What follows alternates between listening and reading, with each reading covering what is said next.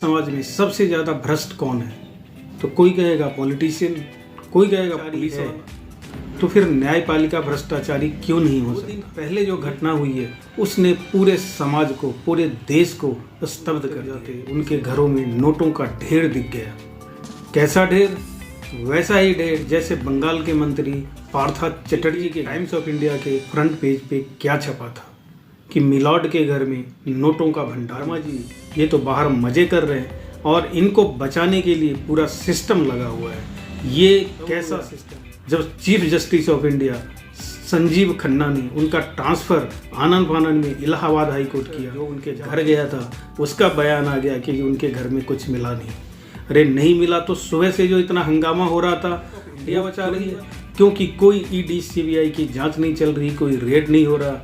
Milord से कोई politician के घर, किसी पुलिस वाले के घर या किसी और के घर पकड़ा गया होता तो पूरी मीडिया की फौज उसके घर के बाहर खड़ी होती। अभी कुछ दिन पहले ही चयन समिति था जिसमें इंटरव्यू होने वाला था नए आने वाले जजों का, उसकी चयन समिति को हेड यही कर रहे थे। कहीं इस 15 करोड़ रुपए का कनेक्शन ये है कि जो 15 करोड़ रुपए मिले हैं वो किसके थे, किसने दिए थे? और ये इतनी घटना तो हो गई, लेकिन वो 15 करोड़ रुपए गए कहाँ? क्या वो? नमस्कार, मैं हूं नवीन झा, रिलायबल मीडिया नेटवर्क से। अगर आपको पूछा जाए कि हमारे समाज में सबसे ज्यादा भ्रष्ट कौन है, तो कोई कहेगा पॉलिटिशियन, कोई कहेगा पुलिस वाला, कोई ब्यूरोक्रेट्स। ऐसे सबके अलग अलग जवाब होंगे, क्योंकि वो सारे हमारे समाज से ही तो आते हैं, सारे हमारे समाज के ही सिस्टम है और हम ही लोग उनको चुन के भेजते हैं। तो जाहिर है जब समाज में भ्रष्टाचार है तो उनमें भी भ्रष्टाचार होगा ही होगा। और जब कोई भ्रष्टाचार करता है तो उसकी जांच कौन करते हैं? पुलिस वाले। फैसला कौन सुनाते हैं? न्यायपालिका। तो जब पुलिस भ्रष्टाचारी है तो फिर न्यायपालिका भ्रष्टाचारी क्यों नहीं हो सकता? ये सवाल आज के टाइम में बहुत तेजी से समाज में फैल रहा है। इसके क्या कारण है? न्यायपालिका में छोटी बड़ी घटनाएं तो बहुत सारी देखी गई हैं पिछले दिनों, लेकिन वो न्यायपालिका स्तर जो है वो लोकल न्यायपालिका के स्तर पे है।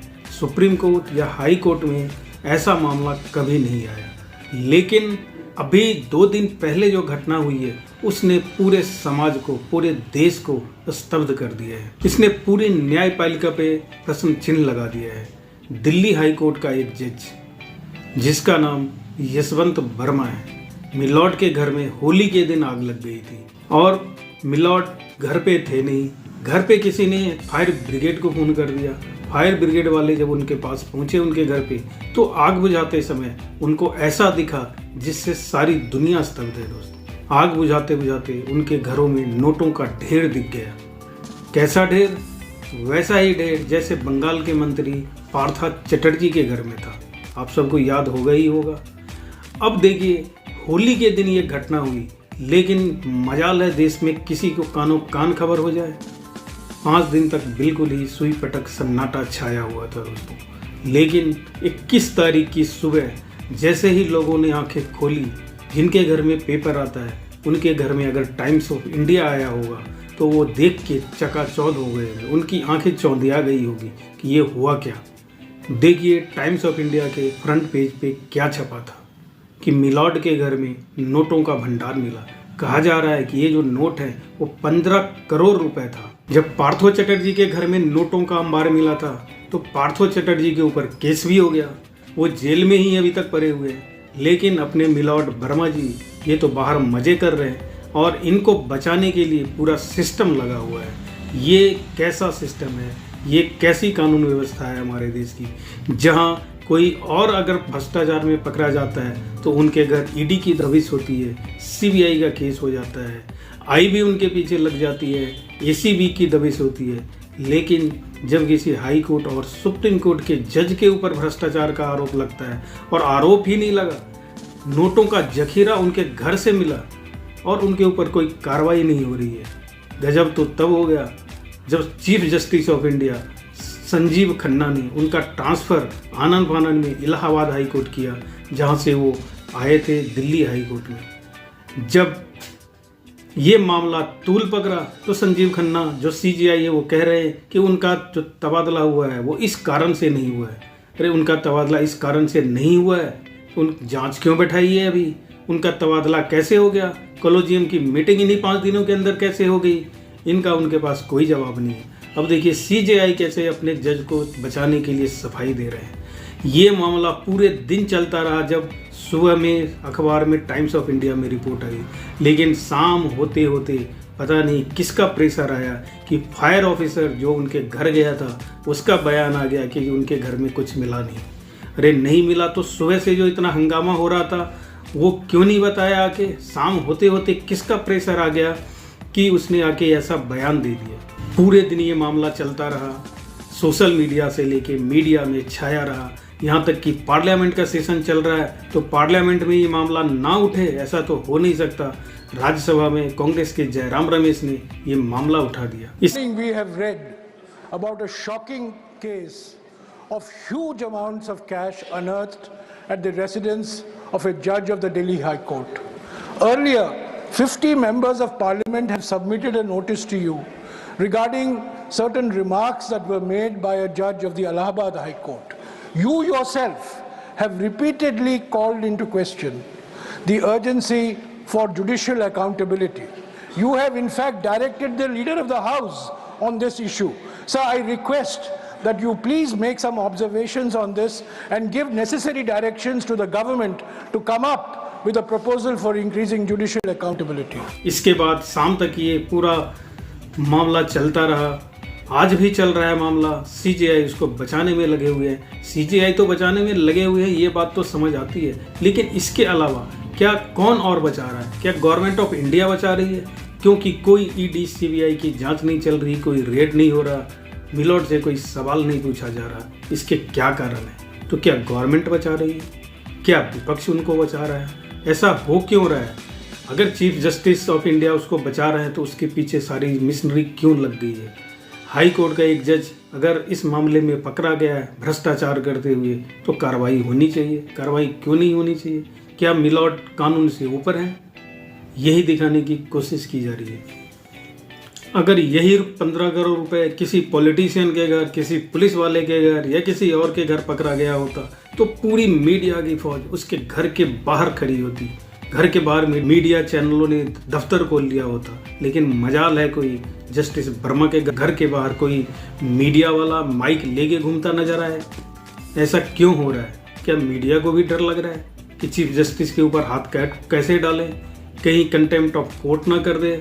अब जब उसका बयान आ गया है फायर ऑफिसर का कि कुछ नहीं हुआ, तो अब सवाल ये उठता है कि टाइम्स ऑफ इंडिया का जो पत्रकार, जो काफ़ी रसूख वाले पत्रकार हैं, काफ़ी ईमानदार पत्रकार जिनका नाम धनंजय पात्रा है, क्या धनंजय पात्रा झूठ बोल रहे हैं? क्या उसने गलत खबर छापी है? जी नहीं, खबर में तो बिल्कुल दम लगती है। कहीं दाल में काला जरूर लगता है कोर्ट की तरफ से, न्यायपालिका की तरफ से, कि इसको छुपाने की कोशिश की जा रही है। और कोई भ्रष्टाचार करता है तो न्यायपालिका सजा सुनाती है। अगर न्यायपालिका ही भ्रष्टाचार करे तो उसके खिलाफ फैसला कौन लेगा? ये अपना चयन भी कॉलेजियम सिस्टम से करते हैं। कॉलेजियम सिस्टम में यही जज लोग बैठे होते हैं, एक दूसरे के जो रिश्तेदार होते हैं, बेटे बेटियां होती है, भाई भतीजावाद कर रखा है, उसके थ्रू इनका सिलेक्शन हो जाता है और बाप के बाद बेटा, बेटे के बाद पोता जस्टिस, चीफ जस्टिस बन जाते हैं। ये जो जस्टिस वर्मा जी हैं, अभी कुछ दिन पहले ही चयन समिति था जिसमें इंटरव्यू होने वाला था नए आने वाले जजों का, उसकी चयन समिति को हेड यही कर रहे थे। कहीं इस 15 करोड़ रुपए का कनेक्शन उससे तो नहीं है? जब तक एक कॉलेजियम सिस्टम रहेगा तब तक ऐसा ही हाल रहेगा। मोदी गवर्नमेंट ने कॉलेजियम सिस्टम की बजाय न्यायिक आयोग बनाया था, लेकिन सुप्रीम कोर्ट को देखिए, सुप्रीम कोर्ट ने उसको ही निरस्त कर दिया कि मेरा जो सिलेक्शन होगा वो कोई बाहर वाला नहीं कर सकता, हम खुद ही अपने बाप बेटों को, भाई भतीजों को जज की कुर्सी पर बिठाएंगे और पूरे देश को फैसला हम ही सुनाएंगे, कोई बाहर से जज नहीं आ सकता। ये कैसे विडंबना है कि जहाँ पे प्रजातंत्र में राष्ट्रपति से लेके प्रधानमंत्री, अलग अलग राज्य के मुख्यमंत्री, कैबिनेट मिनिस्टर्स, सबके ऊपर मामला चल सकता है, सबका सिलेक्शन जनता द्वारा होती है, लेकिन मिलॉर्ड का जो सिलेक्शन होगा एक मिलॉर्ड दूसरे का सिलेक्शन करेंगे। ये कैसे चल रहा है हमारे देश में और सालों से चल रहा है और इसमें चेंज होने की कोई संभावना दिख भी नहीं रही है और वो चाहते भी नहीं है इसके अंदर कोई परिवर्तन किया जाए या सरकार इसमें अपना हाथ डाले। और मिलॉर्डों का रसूख देखिए, कई केसों में आपने देखा होगा टिप्पणी करने से नहीं चूकते, एक से एक टिप्पणी कर देते हैं और उस टिप्पणी को अपने जजमेंट में नहीं लिखते हैं। सोशल मीडिया में और जो मेन स्ट्रीम मीडिया है उसमें गॉसिप करने के लिए टिप्पणी करते हैं और उस पर लगातार बहस चलती रहती है। अरे अगर आपने टिप्पणी करी है तो उसको आप जजमेंट में डालो, लेकिन जजमेंट में नहीं डालते हैं। अब सबसे इम्पॉर्टेंट बात यह है कि जो 15 करोड़ रुपए मिले हैं वो किसके थे, किसने दिए थे। और ये इतनी घटना तो हो गई, लेकिन वो 15 करोड़ रुपए गए कहाँ? क्या वो अभी भी जस्टिस वर्मा के घर में है या उसको कहीं पहुंचा दिया गया है? कौन है उसका मालिक, इसका पता कैसे लगेगा?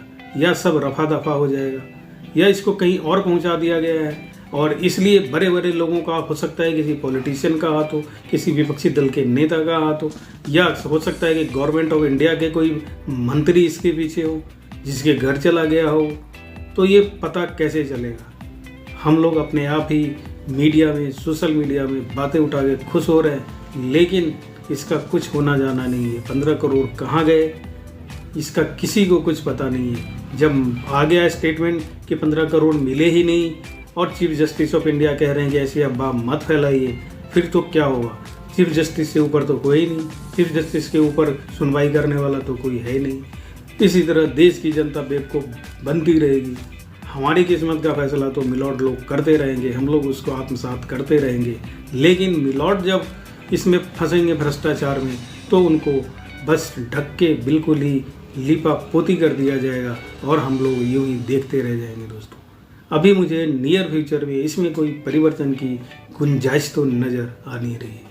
दोस्तों, अगर अभी तक आपने चैनल को सब्सक्राइब नहीं किया है तो कर लीजिए और अगर वीडियो पसंद आता है तो इसको लाइक और शेयर जरूर कीजिए। धन्यवाद।